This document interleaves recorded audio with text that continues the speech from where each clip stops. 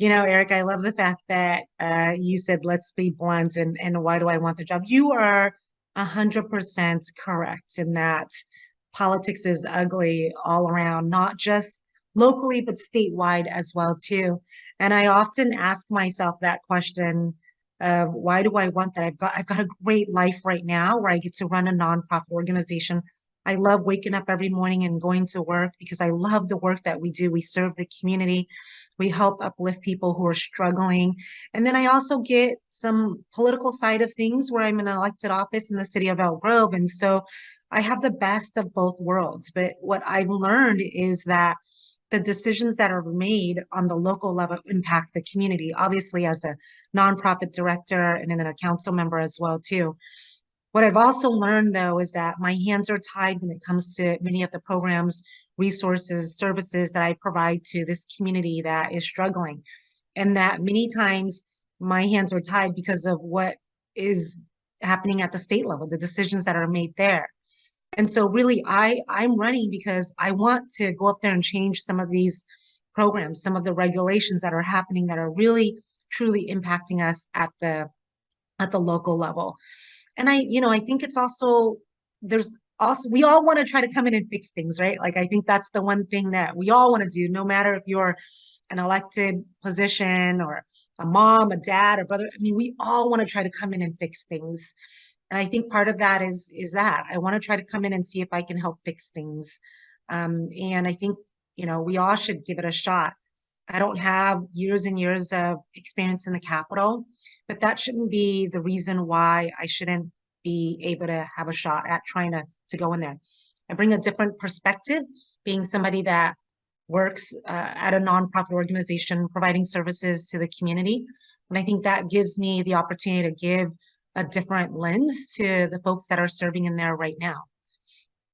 And a quick clarifying question for you. The If you can provide some kind of archetype of what you mean by programs, resources, services, they're kind of catch-all terms. Yeah. So if you could just kind of give one archetype or a couple archetypes to kind of give an idea of what you mean. Yeah, so many of the programs that we offer or services that we offer are really to be able to uplift families. So, for example, if you are a family that is in need of CalFresh, which was formerly food stamps, you can come into my office and we'll sit down and we'll help you with the application and we'll help you submit it. If you were in need of some financial assistance, whether it be to pay for rent, to pay for utilities, to pay for schooling, right? If you're going to some trade school or going through some certification classes, we're able to assist you with that as well. Our biggest thing, though, is also tax preparation. So we do tax preparation for many of the community members for free here at our sites. ESL classes, citizenship classes, those are some of the programs, resources, services that we offer free to our community. And while the organization that I run is called Asian Resources, ARI, we serve everybody. I have a staff of over 30 that speak over 20 different languages. I have 3 locations, one in the South Sacramento area, one in Oak Park, and then one in the city of Citrus Heights. So when you think of services and resources, you're right, it encompasses a lot of things, but we also do a lot of things as well too. Typing tests, right? Many people need a typing test certification. When you apply for the state, for example, we offer that. Job coaching, resume classes. Right now, workforce development is a big thing. We're trying to get people back to work. We're trying to get folks that want to start a new career the opportunity to actually do that career change, right? And so I could sit there for hours I know you said touch up on one thing, but I can't because one thing leads to another, right? They all kind of come together. And kind of moving on to the next question here. Notable about you, you're currently on the Elk Grove City Council. And so is your opponent. It's interesting in that respect, 2 city council members looking to take another step to the next level, I would guess. So there is a difference. You're not just representing Elk Grove, you'd be representing a chunk of Sacramento as well, far bigger population to a degree. And also, you're looking at it more statewide. Your view has to be broader because the things that you do are going to impact California as a whole if you get that job. So how exactly, knowing that you're kind of on the local level, the ground level right now, how exactly is that going to translate to your work in the state assembly if you get this, if you become elected? Yeah. So I want to take a step back. That's a great question. But I also want to say that, yes, it covers this new district covers the city of Sacramento, as well as all of the city of Elk Grove, which I'm a council member in the city of Elk Grove. But in the South Sacramento area, which is where the Little Saigon district is, where Pocket Greenhaven is, I'm actually from the Little Saigon district. My family still live here. I grew up in the area. My brothers went to McClatchy High School. I'm sorry, my brothers went to Hiram Johnson. I went to McClatchy High School. And my family still live here in the area.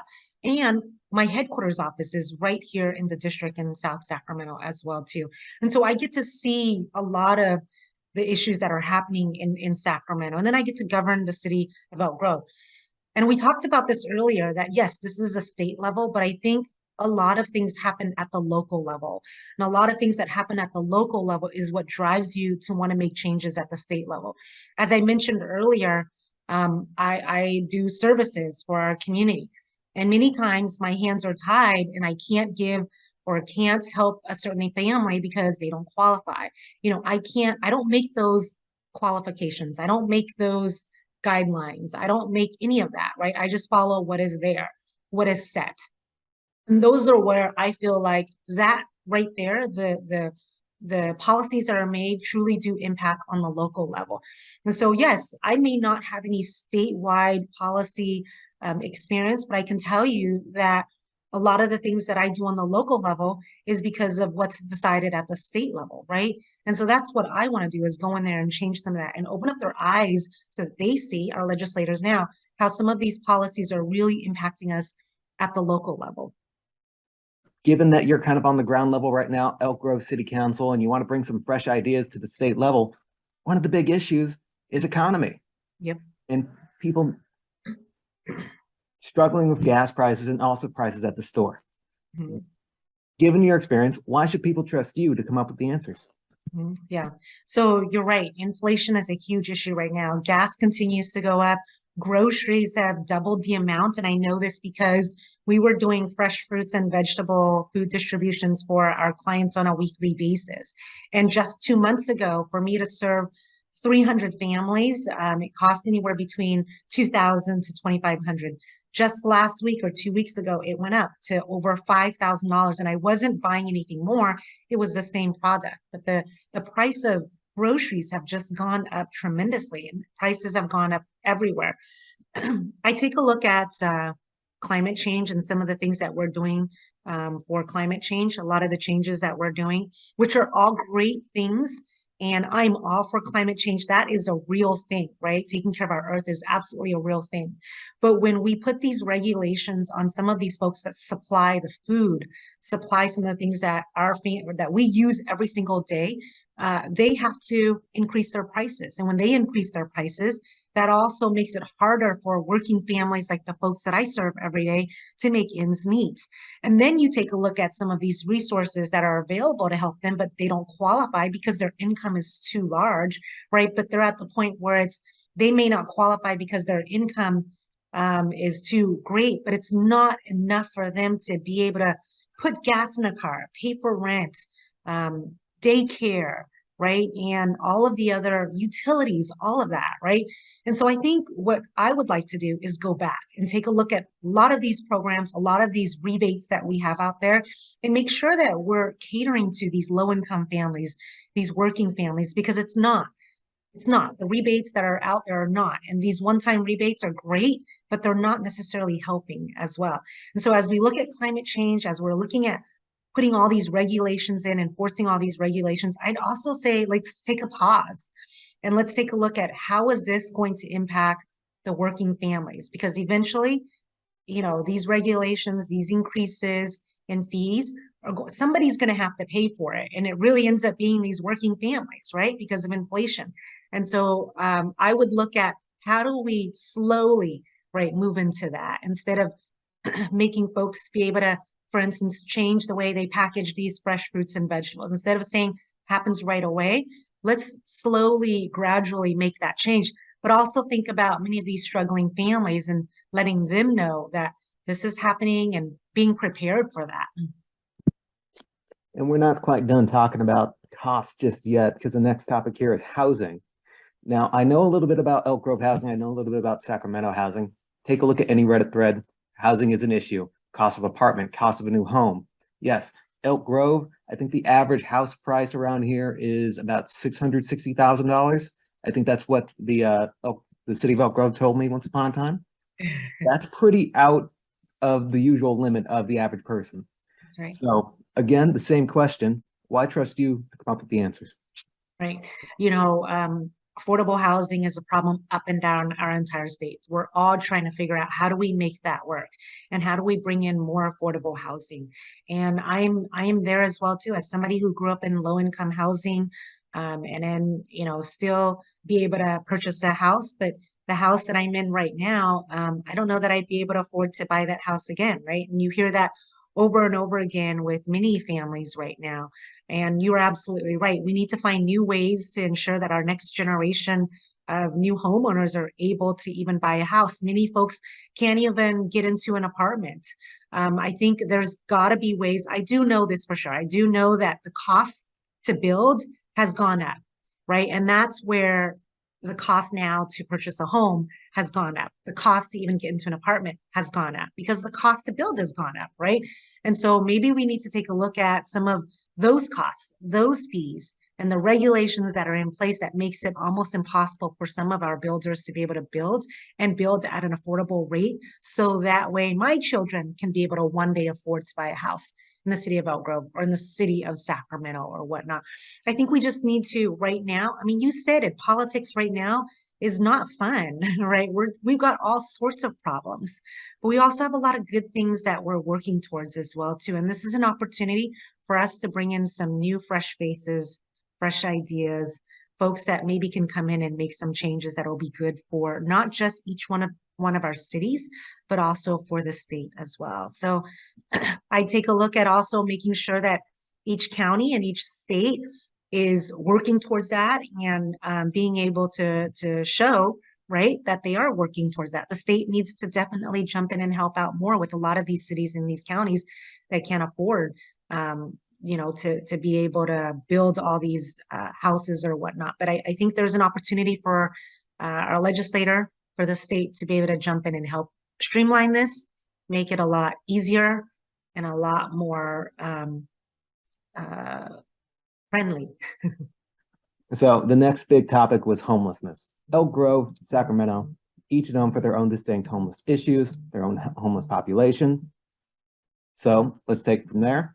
What exactly is the issue and how do we go about it? Yes, homelessness is the number one issue that it's on everybody's mind. When I'm out there knocking on doors, walking the streets, and somebody's walking their dog, and I stop them and introduce myself, that's the number one question that everybody asks. What are you going to do to fix the homeless situation, the homeless problem, the growing problem that we have everywhere, right? If you take a look at Elk Grove, one of the things that I did as a part of the homelessness task force is we put an ordinance in place, right? And it was popular and not popular, depending on who you talk to.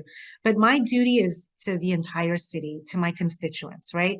And while we do have a population of those that are unhoused, that are homeless, that are struggling with some mental disabilities, some substance abuse. I understand that, but I also understand that there are families. There are families with young children. And it's not okay to me when suddenly a family or a mother or father says they can't take their kids to the park anymore, that they don't feel safe walking outside anymore. And so at some point, I felt we needed to take control. So we brought forth an ordinance where we limited encampments to just 4 or less. We also wanted to make sure that they were keeping their encampments clean. And we also wanted to give them a limited amount of space, right? Because if you didn't limit it, the space, that they can really build their encampment to make it bigger than my home, right? And so there are things in place that we want them to follow, that we want them to say, you're welcome to camp here in the city of Elk Grove, but here are some things, here are some guidelines, here are some rules that you must follow. And so I took a hard stance on that because I felt like we are doing a lot of things to help our homeless population, our unhoused population. We can do more. but we also have to respond to some of those folks that live in our city as well too. What the governor did, the care court that the governor just passed, I think that's definitely a step in the right direction. I wish we would have done something like that sooner, but it's better late than never. And I think it's time that we start pulling folks in and saying that if you are not going to take the help, if you're not going to follow the path that we set forward for you, it's time for us to take control and give you the help that you really need and make sure that you take that help. So I would look at doing more things like that. That got bipartisan support, right, from both aisles, both sides. And those are the type of policies that I think we all come together on because that's an issue for everybody all across the board. And the last topic here is crime. Uh, doesn't need much introduction. I know Elk Grove kind of has a ballot measure as well that noted that there was an increase from last year in Elk Grove. Obviously, with Sacramento, number of high-profile issues, not necessarily localized to Assembly District 10, but it reverberates throughout the communities. So again, kind of the same format of the question. So, The crime. What's the issue and what's the answer? so crime has increased, right? Every single day I read the newspaper, I pull open the app and see what's going on in the news, and you see another shooting, you see another homicide, right? Crime has increased all across. And as a wife to your local police officer, my husband's with the Elk Grove police officer for the last 15 years. And so I think that one, we need to find ways to support our men and women that suit up every day to protect our community. I also do understand that there is a group population, a community that has mistrust amongst our police officers, and that's okay. But I think we need to go back and talk about how do we respond to this growing crime, right? How do we work together? That's the key word, is together. We're not working together anymore. And so I think those that are out there committing these crimes, they know that, and they're taking advantage of this situation. We're watching as many of our police departments are struggling to hire officers, struggling because many of them have chosen to retire early, struggling because many are moving to other states because they feel like they're not being supported. And that doesn't help us in any way. When I call 911, if you were to call 911 because it's an emergency, you're calling because it's an emergency. You need help, right? And so now if we call 911 and the wait time is longer, or you're going to have to wait, or it's now going to be based off of which emergency is more of an emergency. If I call 911, my emergency is an emergency, right? But if you don't have enough officers out in the streets to be able to respond to this, crime is going to continue to grow. And so, public safety is definitely top on my list for me to be able to go in there and say, once upon a time, and we talked about other ways of responding to these calls. I think we're at the point now where we know that we need to support our men and women in blue. And that's it for my questions, but I'll throw it back to you. Anything else you want District 10 to know as they head to the voting booth? I'm honored to have the support of Assembly Member Jim Cooper and Assembly Member Kevin McCarty. The new redistricting has drawn lines where now this new district includes both of those legislators. It also includes Senator Richard Pan, and I'm proud to say that I have the endorsement of all three of those legislators. Those three legislators oversee the entire district, the entire District 10 district. And they're supporting me because of the work that they've seen me do in over 10 years now directly with the community. They're supporting me because they've seen my track record. They're supporting me because they know that I'm not a politician. I just want to do the work. And I've done the work, and I've proven that I care about the community enough to be able to get up every single morning, serve our community. And that's what we need right now. Somebody that understands, somebody knows what's happening right now in our community, and somebody can go to the Capitol and give that perspective.